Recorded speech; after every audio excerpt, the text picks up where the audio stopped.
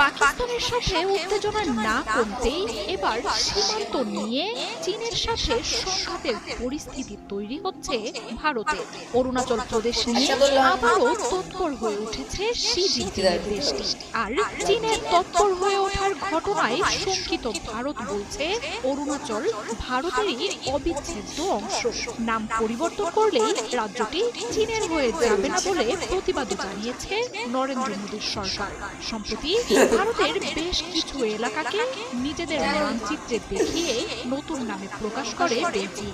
কাশ্মীর নিয়ে পাকিস্তানের সাথে সংঘাতে ব্যাপক ক্ষয়ক্ষতির পর এবার অরুণাচল নিয়ে আতঙ্ক ভর করেছে ভারত সরকার।